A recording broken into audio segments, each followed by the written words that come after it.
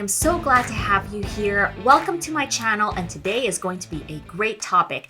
I am so glad to be able to cover it with you today.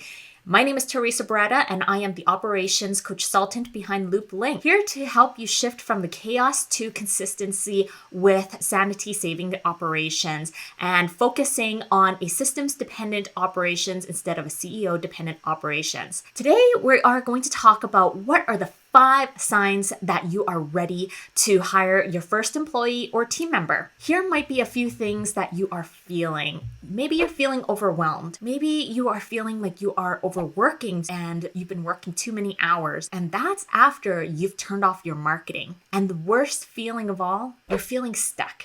Because you may be feeling like you have this genius idea, whether it's a new launch, a new product, a new service, or a new stream of revenue, and you really want to bring it into your business within the next month, but you're at capacity and you're not quite sure how you can fit it all in.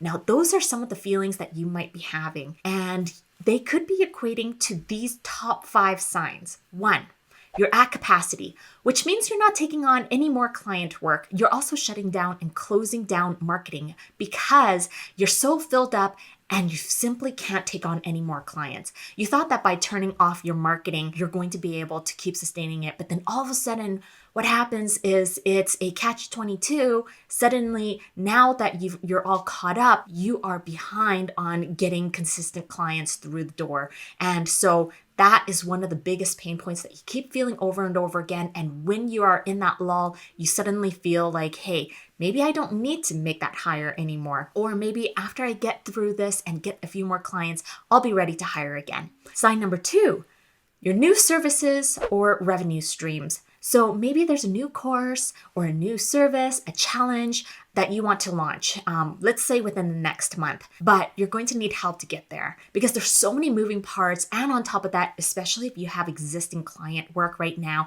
you're going to need those extra hands to be able to help shift you through the launch phase and also as well sustaining your existing clients. Because let's face it, after your launch, if it's really successful, you're going to have another set of clientele, service, course members, or students that you will have to nurture and take care of for another extended period of time. Now, the 3rd sign is the not so happy clients or customers. Have you been hearing some grumbling? Is it because you're struggling to respond to clients in a timely manner? Do they feel like they're lost in the mix of your processes? Maybe they're receiving mixed signals from you on the direction that you are heading. Maybe you're only getting things done every single time that they're reaching out to you, and that frustration is starting to build. By adding team members to your agency, you're going to be able to mitigate a lot of this. Now, the 4th sign is if there is impact on budget, time, and quality. You're sending out things that are requiring rework. You're going to want to slow down, which impacts time, or rework, which impacts budget, or you're not going to care, which is going to impact quality.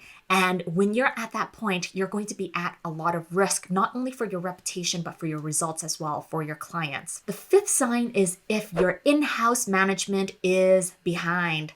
So you're behind on your own paperwork. The invoices that should have gone out to your clients 3 weeks ago is still sitting on your desk, and you just haven't found the time yet to review it before it gets sent out. What about those outstanding accounts receivable? You haven't found the time to reach out to them so that you can clear up those invoices. And then bookkeeping, you don't even know the true numbers of how you did last month. Now, those are 5 major signs and flares that you should be pausing and really determining to bring on a new employee or team member or even a support mechanism. If you are in the thick of that all, just know that there is hope and light at the end of the tunnel, and it all stems from making that first decision. Now, the first thing that you're going to want to do is standardize the work. Maybe it's all floating in your head right now and you've been managing it well with maybe even possibly another team member, but you're flying by the seat of your pants. But now it's time to hammer out those processes, policies, and procedures so that there is clarity and confidence in the work that needs to be done. The second thing that you'll want to make sure that you have in place before you hire is documenting the systems. It's not enough to just standardize, but you're going to need to document all of your processes and have them transferable. What does that really mean? it means that it's going to be able to be adopted and executed by someone else. You're going to want to start simply with videos or bullet points and speak to each step as if someone else was performing them and you are documenting it. The most important thing is to keep it all formatted the same way in the same styles. So then that way, as your team member or if anyone else is going through the processes, they're going to be able to follow it easily without getting tripped up on that other capitalization or that bolded word and taking action on the wrong things. The third thing that you're going to want to do is know what to delegate. Sometimes we just run before we walk and we think we found our perfect and most ideal team member. And once we onboard them, all of a sudden, we don't know exactly what to give them, delegate to them, and which tasks they are going to be able to do with us in our agency or client work. What you're going to want to do is make sure you understand what your employee or first hire or new team member is going to be doing, what it is that you're going to be delegating, what they're going to be helping you with, and where they are going to be able to help you with the client work, because maybe that's where the bottleneck is happening. Make sure you list them out, whether it's in your project management tool, a Google Doc, or somewhere, as long as it is taken out of your mind and putting it onto something. You can break them out into 3 sections: to do, recurring, and ongoing. By sectioning those 3 components out, you're going to be able to also funnel how many tasks they're going to be able to handle and how much time you're going to be allocating to them. That brings us to our 4th point: know your budget and know the hours. It's not enough to determine what your budget is. So let's say you have a budget of $500. Well, what tasks are going to amount to that $500 mark? And what does it equate to hourly as well? I mean, it's important to know what you can pay your new team member, but make sure that you filled up enough hours to equalize the time for the skills. So here's a few things that you can do. You can hire remotely, which lowers any overhead costs. You can start with part-time, and that's like usually a minimum of 20 hours, 10 or 20 hours a month to start with, and then you can ramp up.